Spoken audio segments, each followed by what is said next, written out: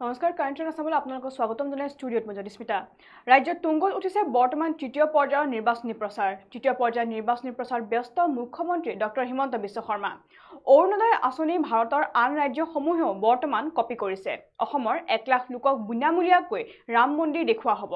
গুৱাহাটীত 2025 বৰ্ষৰ জুলাই মাহৰ ভিতৰতে সকলোৱে পাব পানী। এই বিষয় সন্দৰ্ভত জনাই যাম সবিশেষ। ৰাজ্যত তুংগত উঠিছে বৰ্তমান তৃতীয় পৰ্যায়ৰ নিৰ্বাচনী প্ৰচাৰ।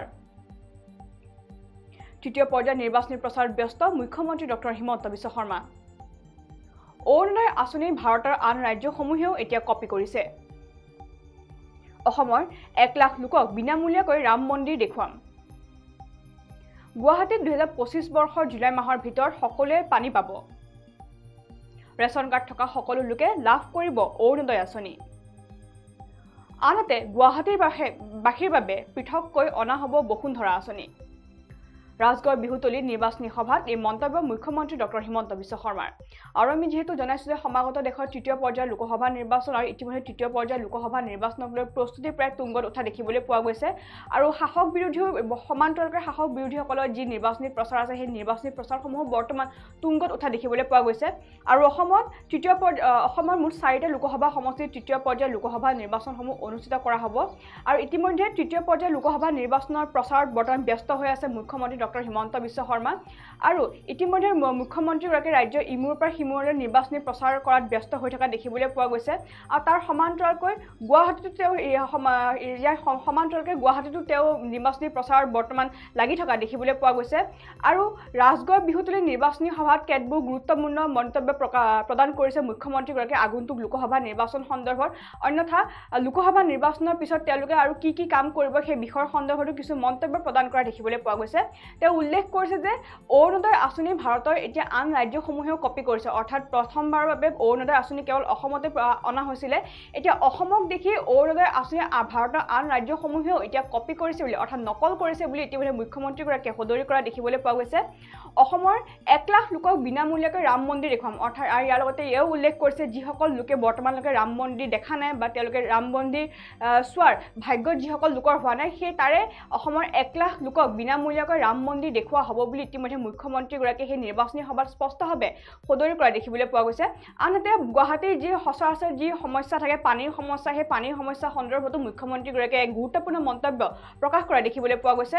আৰু তেওঁ উল্লেখ কৰিছে গুৱাহাটীত 2025 বৰ্ষৰ জুলাই মাহৰ ভিতৰত সকলোৱে পাব পানী। অৰ্থাৎ 2025 বৰ্ষৰ জুলাই মাহৰ ভিতৰতে গুৱাহাটীৰ প্ৰতি ঘৰ লোকে পানীৰ সমস্যা ভুগিব নালাগিব। অৰ্থাৎ সকলোৱে পানী পাব বুলি ইতিমধ্যে মুখ্যমন্ত্ৰীগৰাকীয়ে সদৰি কৰা দেখিবলৈ পোৱা গৈছে। আনহাতে পূৰ্বৰ পৰা যি ৰেচন কাৰ্ড সন্দৰ্ভত মুখ্যমন্ত্ৰীগৰাকীয়ে যি মন্তব্য প্ৰদান কৰি আহিছে সেই মন্তব্য পুনৰ প্ৰকাশ কৰা দেখিবলৈ পোৱা গৈছে। আৰু ৰেচন কাৰ্ড সন্দৰ্ভত মুখ্যমন্ত্ৰীগৰাকীয়ে উল্লেখ কৰিছে যে ৰেচন কাৰ্ড থকা সকলো লোকে এতিয়াৰ পৰা অৰুণোদয় আঁচনি লাভ কৰিব। অৰ্থাৎ যিসকল লোকে ৰেচন কাৰ্ড থকা যিসকল লোক আছে তেওঁলোকে কিছু সংখ্যক লোক অৰুণোদয় আঁচনি পোৱা নাছিলে। আৰু সেই সন্দৰ্ভত এতিয়া মুখ্যমন্ত্ৰীগৰাকীয়ে এক মন্তব্য প্ৰদান কৰা দেখিবলৈ পোৱা গৈছে। অকল গুৱাহাটীতে নহয় এই মন্তব্যটো সকলো নিৰ্বাচনী সভাতে বৰ্তমান কোৱা দেখিবলৈ পোৱা গৈছে। আৰু সেই মন্তব্যটো হৈছে যে ৰেচন কাৰ্ড থকা প্ৰতিটো পৰিয়ালে এতিয়া অৰুণোদয় আঁচনিসমূহো লাভ কৰিব। অৰ্থাৎ অৰুণোদয় আঁচনি যিসকল লোকৰ ৰেচন কাৰ্ড আছে সেই ৰেচন কাৰ্ড থকা প্ৰতি ঘৰ লোকে এতিয়া অৰুণোদয় আঁচনিৰ হিতাধিকাৰী হিচাপেও বিবেচিত হ'ব বুলি ইতিমধ্যে মুখ্যমন্ত্ৰীগৰাকীয়ে সদৰি কৰা দেখিবলৈ পোৱা গৈছে। আৰু লগতে গুৱাহাটীবাসীৰ বাবে পৃথককৈ অনা হ'ব বসুন্ধৰা আঁচনি। অৰ্থাৎ মাটি বাৰীৰ লেনদেনৰ সন্দৰ্ভত মুখ্যমন্ত্ৰীগৰাকীৰ যি আঁচনি আছে বসুন্ধৰা আঁচনি সেই বসুন্ধৰা আঁচনিৰ ফলত বহু হিতাধিকাৰী লাভান্বিত হোৱা দেখিবলৈ পোৱা গৈছে। বহু হিতাধিকাৰী নিজৰ যি ভূমি আছে সেই ভূমি লাভ কৰা দেখিবলৈ পোৱা গৈছে। আৰু মাটি বাৰীৰ যিসমূহ সমস্যা আছে সেই মাটি বাৰীৰ সমস্যাৰ ক্ষেত্ৰত বসুন্ধৰা আঁচনিয়ে যথেষ্ট সহায় সূচক হৈ পৰিছে হিতাধিকাৰীসকলৰ বাবে। আৰু এতিয়া অকল ৰাজ্যৰ বিভিন্ন প্ৰান্তত যিহেতু অৰুণোদয় বসুন্ধৰা আঁচনি বৰ্তমান সময়ত জনপ্ৰিয় হোৱা দেখিবলৈ পোৱা গৈছে।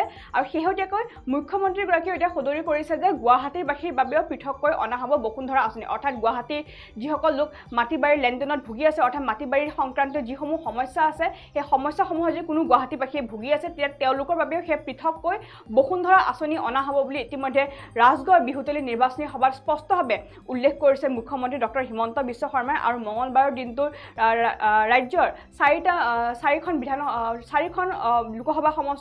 লোকসভা নিৰ্বাচনৰ যি নিৰ্বাচনী সভা আছে সেই নিৰ্বাচনী সভাত তেওঁ অংশগ্ৰহণ কৰা দেখিবলৈ পোৱা গৈছিলে। আৰু ৰাজগড় বিহুতলী নিৰ্বাচনী সভাতো গুৱাহাটী লোকসভা সমষ্টিৰ যিগৰাকী মনোনীত প্ৰক্ষেপিত যিগৰাকী প্ৰাৰ্থী আছে বিজুলী কলিতা মেধি, সেই বিজুলী কলিতা মেধিৰ হৈ নিৰ্বাচনী প্ৰচাৰ চলোৱা দেখিবলৈ পোৱা গৈছে মুখ্যমন্ত্ৰীগৰাকীয়ে। আৰু ইতিমধ্যে সোমবাৰেও অমিত শ্বাহ আহিছিলে, কেন্দ্ৰীয় গৃহমন্ত্ৰী অমিত শ্বাহ আহিছিলে বিজুলী কলিতা মেধিৰ হৈ নিৰ্বাচনী প্ৰচাৰ চলাবলৈ। এক বিশাল ৰোড শ্ব'ত তেওঁ অংশগ্ৰহণ কৰা দেখিবলৈ পোৱা গৈছিলে। আৰু এতিয়া অমিত শ্বাহৰ পিছত এতিয়া মুখ্যমন্ত্ৰীগৰাকীয়েও লাগি পৰিছে বিজুলী কলিতা মেধিৰ হৈ নিৰ্বাচনী প্ৰচাৰ সভা। আৰু ইতিমধ্যে ৰাজ্যত তুংগত উঠিছে বৰ্তমান নিৰ্বাচনী প্ৰচাৰসমূহ। আৰু তাৰ সমান্তৰালকৈ মুখ্যমন্ত্ৰীগৰাকীয়েও বৰ্তমান নিৰ্বাচনী প্ৰচাৰসমূহত জোৰদাৰ ৰূপে মাৰাথান অভিযান চলোৱা দেখিবলৈ পোৱা গৈছে।